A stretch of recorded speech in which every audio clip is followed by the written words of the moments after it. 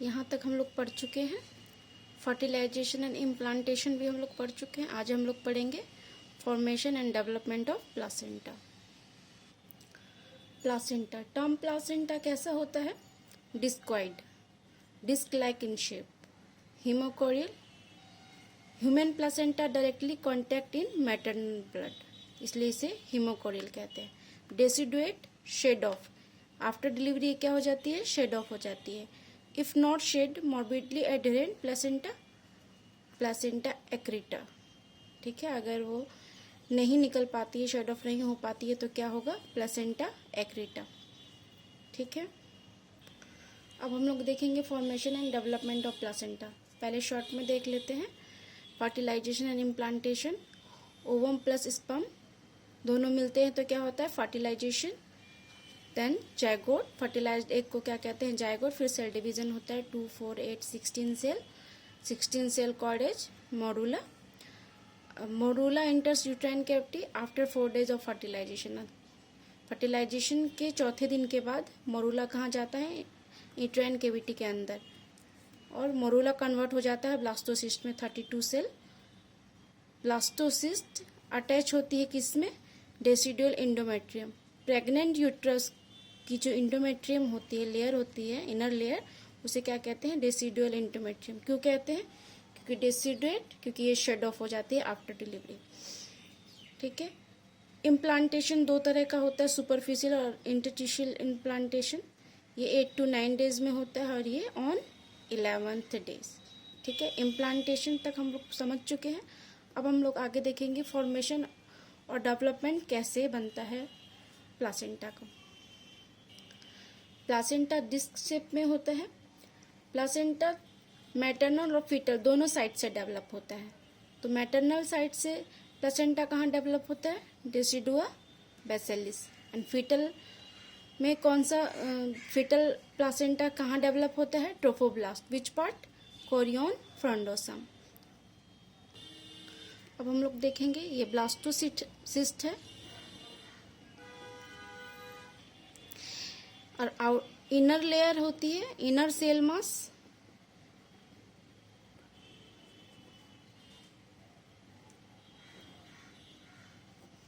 Blastocyst की outer cell mass. Inner cell में embryoblast, outer cell trophoblast. Placenta कहाँ बनता है? प्लासेंटा और फीटल मेम्ब्रेन कहाँ बनता है? ट्रोफोब्लास्ट में, मैंने बताया था। तो ब्लास्टोसिस्ट के आउटर लेयर जो है वो क्या है? ट्रोफोब्लास्ट। और इनर सेल मास जो है वो एम्ब्रियोब्लास्ट।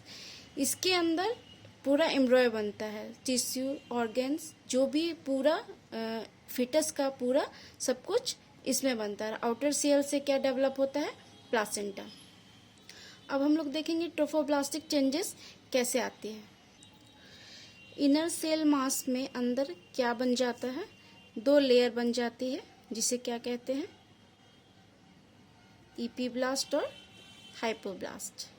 इपीब्लास्ट और हाइपोब्लास्ट, और 2 कैविटी बन जाती है। ये कब होता है? 2nd week of pregnancy. 1st week में इम्प्लांटेशन, 2nd वीक में ये बनना शुरू हो जाता है। इनर सेल मास में क्या बन जाती है? 2 लेयर बन जाती है, इपीब्लास्ट एंड हाइपोब्लास्ट। 2 कैविटी बनती है, ये हो जाएगी एमनियोटिक कैविटी, और यहाँ पे बनता है यॉक सैक। इसके आउटर में साइटोट्रोफोब्लास्ट और सिंसियोट्रोफोब्लास्ट। ट्रोफोब्लास्ट डिफ्रेंशिएट होता है after 8 days fertilisation, syncytiotrophoblast and cytotrophoblast में। ये क्या है? सिंसियोट्रोफोब्लास्ट और ये साइटोट्रोफोब्लास्ट।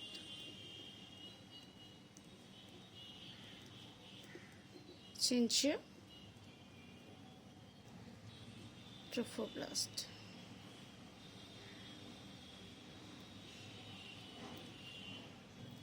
साइटोट्रोफोब्लास्ट और इनर सेल मास के बीच में जो ये खाली स्पेस है, ये है एक्स्ट्रा एम्ब्रियोनिक कैविटी।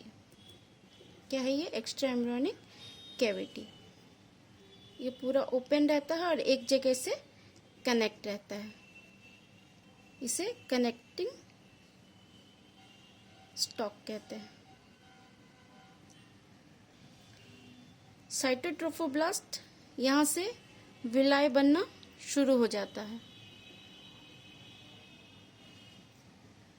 विलाय 3 तरह के होते हैं, प्राइमरी विलाय, सेकेंडरी विलाय और टर्सरी विलाय। ये कैसे बनते हैं अब बताते हैं। फिर से देखिए, ये है इनर सेल मास, इसमें 2 लेयर बनती है, इपीब्लास्ट एंड हाइपोब्लास्ट। ये एमनेटिक कैविटी, ये यॉर्क सैक, इसके ऊपर एक्स्ट्रा एम्ब्रियोनिक मेसोडर्म होती है, उसकी इनर लेयर, और outer layer extra embryonic mesoderm, बीच में ये extra embryonic mesoderm cavity, connecting stalk, cytotrophoblast, ये सिंसियोट्रोफोब्लास्ट। अब ये समझना है, ये जो है ये होता है एम्ब्रियोनिक पोल, और इस साइड एब एम्ब्रियोनिक पोल। ये जो विलाय बनना शुरू हुए हैं इस साइड एब एम्ब्रियोनिक पोल में डीजेनरेट होना शुरू हो जाती है, स्लोली डीजेनरेट हो जाती है, और यहाँ पे क्या बन जाता है? Korean leave, Korean leave. ठीक है, अब यहाँ पे देखते हैं प्लासेंटा फॉर्म डेवलपमेंट कैसे होता है। कोरियन लीव क्या करती है? This will lead to the formation of fetal membrane, that is chorion. ठीक है, अब हम लोग देखेंगे कि विलाय कैसे बनती है। ये टेसिडुआ,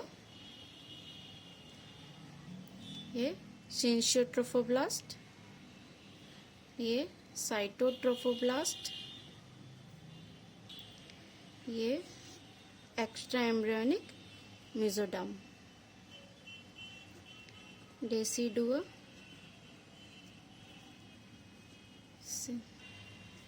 सिंसियोट्रोफोब्लास्ट, ये साइटोट्रोफोब्लास्ट, ये एक्स्ट्रा एम्ब्रियोनिक मेसोडर्म, है डेसिडुअल आर्टरी, स्पाइरल आर्टरी। इसे क्या कहेंगे? प्राइमरी विलाय। जब वैक्यूल्स अपीयर होंगे सिंसियोट्रोफोब्लास्ट में, उसे क्या कहेंगे? सेकेंडरी विलाय। तो देखते हैं, vacuoles appear in sinciciotrophoblast called lacuna, separated by cytotrophoblast.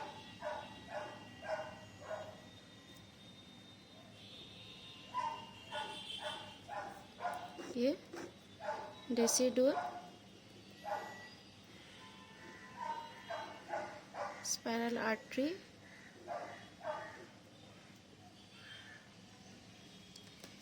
Extra embryonic mesoderm.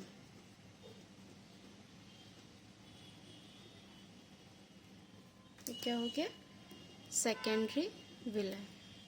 Tertiary villi, decidua, lacuna, cytotrophoblast, cytotrophoblast,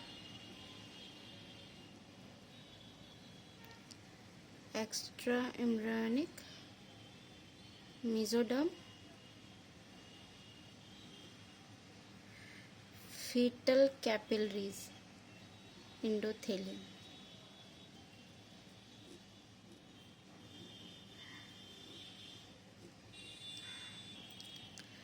spiral artery, maternal blood, fetal capillary,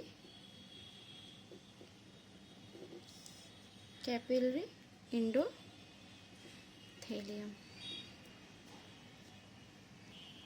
इसे क्या कहेंगे? टर्सरी विलाय और कोरियोनिक विलाय। ये तो हो गया कि कोरियोनिक विलाय कैसे बनेंगे, प्लेसेंटा का डेवलपमेंट। मैटरनल ब्लड और फीटल ब्लड ये कैसे सेपरेट रहते हैं, किसके थ्रू सेपरेट रहते हैं मैटरनल ब्लड और फीटल ब्लड? प्लेसेंटल बैरियर और प्लेसेंटल मेम्ब्रेन। क्या कहते हैं उसे? प्लेसेंटल बैरियर के थ्रू दोनों ब्लड, मैटरनल ब्लड और फीटल ब्लड आपस में क्या रहते हैं? सेपरेटेड रहते हैं। उसके बीच में क्या क्या आता है? Syncytiotrophoblast, cytotrophoblast, extra embryonic mesoderm and fetal capillary endothelium. ये लेक्यूना है, डेसिडुअल आर्टरी जो ओपन हो रही थी लेक्यूना में, अभी जो हम लोगों ने समझा। और ये सिंशियोट्रोफोब्लास्ट है जिसपे capillary endothelium is replaced by trophoblast. ठीक है। लो रेजिस्टेंस वेसल्स के कारण ट्रोफोप्लास्टिक इन्वेजन होता है। क्या होता है? Trophoblastic invasion. Low resistance vessels capillary endothelium called trophoblastic invasion. अगर ये ट्रोफोप्लास्टिक इन्वेजन नहीं होता है तो क्या हो सकता है? ये जो ट्रोफोप्लास्टिक इन्वेजन है ये अगर नहीं होगा तो क्या हो सकता है? ये तो पहले 2 फेजेस में होता है। फर्स्ट फेज कब होता है? Before 12 weeks. ट्रोफोप्लास्टिक इन्वेजन कब होता है? Before 12 weeks. और सेकेंड फेज कब होता है? 12 to 16 वीक्स। फर्स्ट फेज कब होगा? 12 वीक्स। और सेकेंड फेज कब होगा? 12 to 16 वीक। ये जो अभी मैंने बताया है, जो लेकुना है जिसमें स्पाइरल आर्टरी, डेसिडुअल आर्टरी जिसमें ओपन हो रही है, इसमें जो कैपिलरी एंडोथेलियम इन्वेजन हो रहा है, ट्रोफोब्लास्टिक इन्वेजन हो रहा है, उसी की बात हो रही है। If incomplete trophoblastic invasion this result in PIH। क्या कर सकता है ये? प्रेगनेंसी इंड्यूस्ड हाइपरटेंशन कर सकता है। कौन? अगर इनकम्प्लीट ट्रोफोब्लास्टिक इन्वेजन होता है। Most common factor of PIH, incomplete invasion of this arteries. ये तो हम लोगों ने पढ़ा कि प्लासेंटा का फॉर्मेशन एंड डेवलपमेंट कैसे होता है। ठीक है। टर्म प्लासेंटा वेट कितना होता है? 500 ग्राम। टर्म प्लासेंटा वेट 500 ग्राम।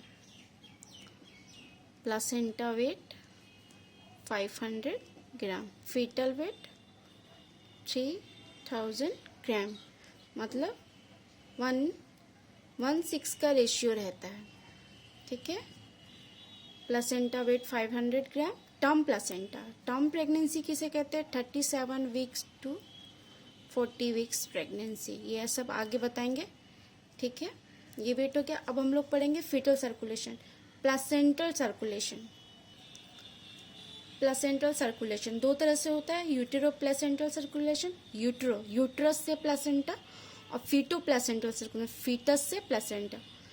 ठीक है। Total amount of blood flow of placenta 500 ml, और total amount of blood which flows in the intervillous space, intervillous 150 ml per minute। ठीक है। The blood volume or rate of the exchange the intervallus space is 500 ml per minute।